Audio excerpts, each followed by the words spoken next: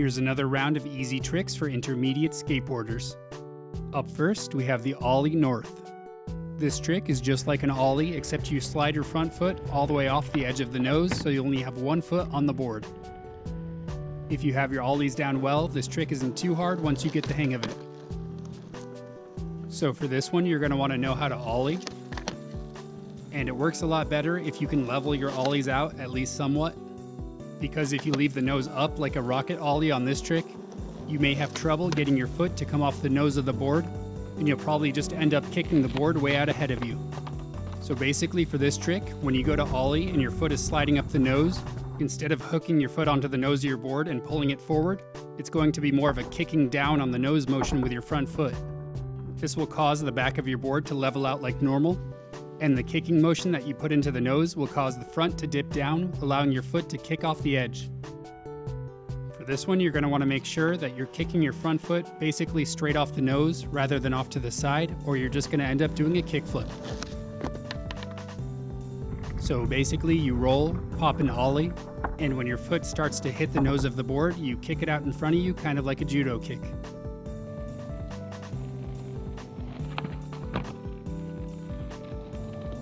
For trick number 2, we have the blunt power slide.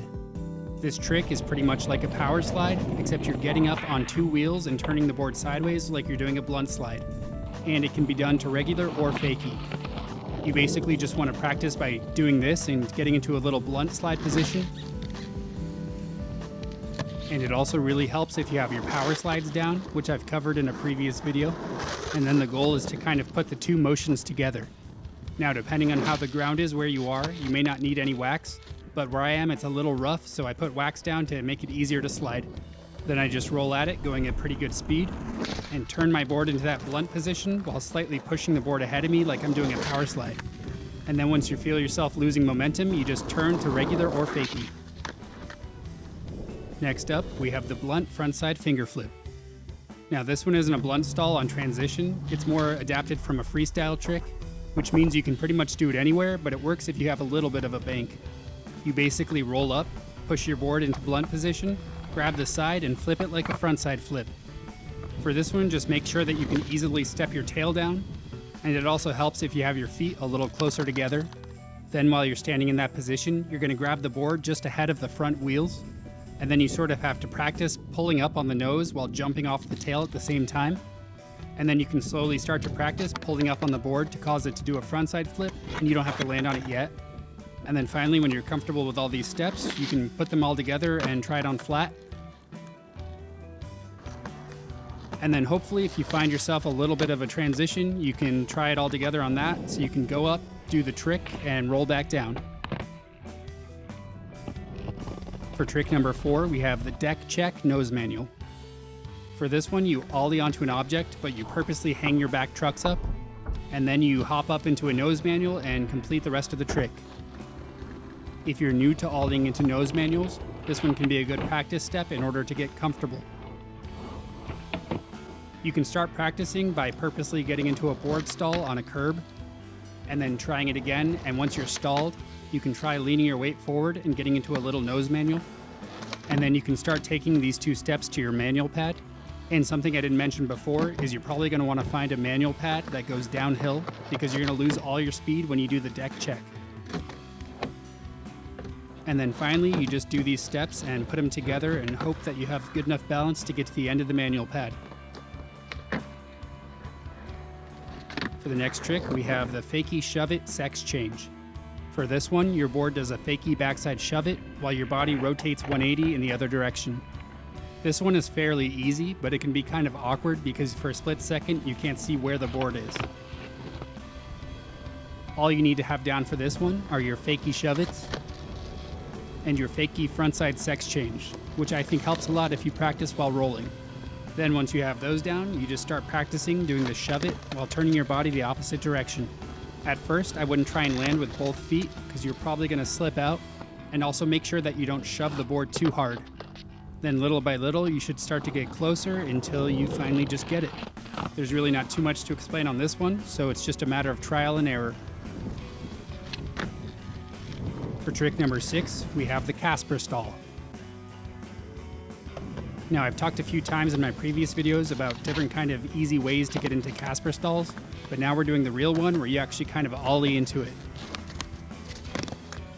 The main thing for this one is understanding how to get your board to flip over and stay on top of your foot without kicking it too hard. If you do kick it too hard, it'll just end up doing a kickflip. So the main thing to focus on here is as soon as your front foot hits the edge of the board, you don't follow through like a kickflip.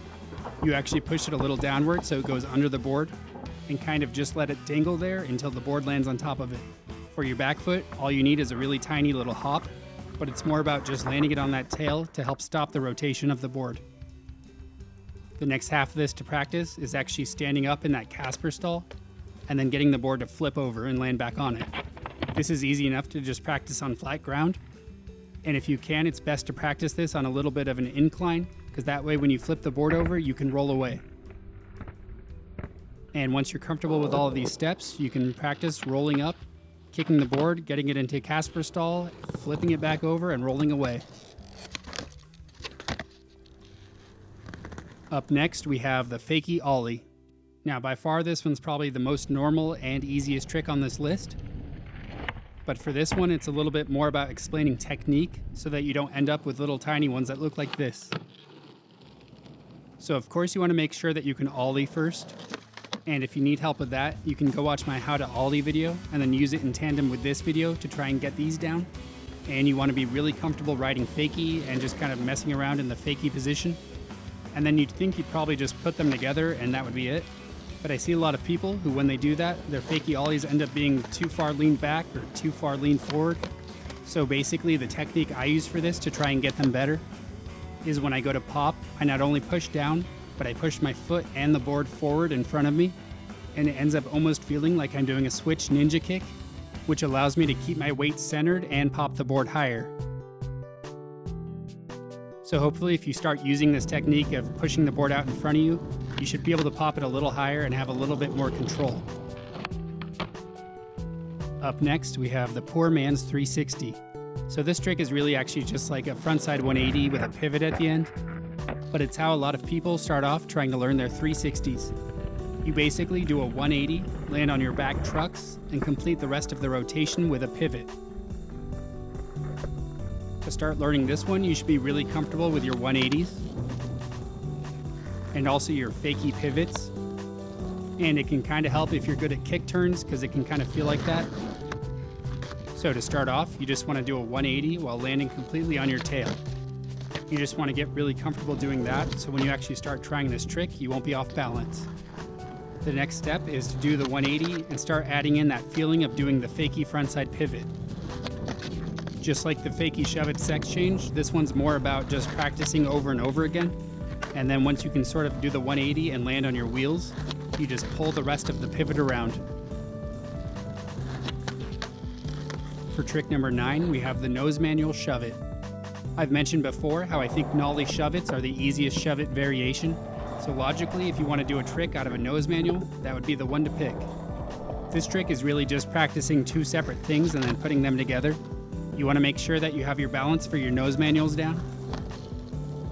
And you want to make sure that you really have your nollie shove-its down so they're basically effortless. And then you can just practice this at first on flat ground by just doing really short nose manuals into a nollie shove-it at first. And then you can slowly work the distance up. And then ideally you'd want to do this into and out of a manual pad. So if you really wanted to, you could practice ollieing into this on the ground, but it's probably actually easier just to do it on a manual pad. So you should know how to ollie up nose manual, which if you don't, I'll cover in a future video.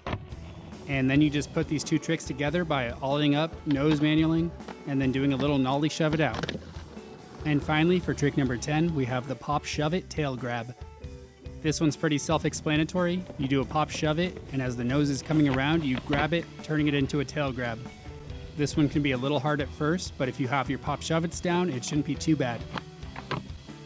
So yes, the first thing you want to know is pop shove its, and you're going to want to pop them as opposed to sliding them on the ground, because you need to pop the board up into your hand in order to grab it. So for this one, you can practice while standing still. You can keep your body sort of crouched down and your hand extended, getting ready to grab the board. So at first, you can practice just popping the board up and trying to grab it with your hand. And once you're a little more comfortable with that, It's just finding a mix between popping the board high enough, grabbing it soon enough, and landing back on it. If you need help with pop shove-its, I do have a how-to video on that one. And once you have them down, it's more about trying to get the height out of them and making sure that you're accurate enough to grab it with your backhand. So yet again, we get through another list of 10 tricks. And like I've said before with these videos, they're halfway meant to teach you and halfway meant to open your eyes to different tricks that you may not have thought of learning. So hopefully you can take something away from this video, whether it's a new trick or just learning something you didn't know before. And just remember that if you keep skating and you keep having fun, then you should keep improving. So anyway, I'd like to thank my Patreon pledgers for allowing me to keep doing what I'm doing. And like always, I'd like to thank you for watching. And you can like and subscribe if you want.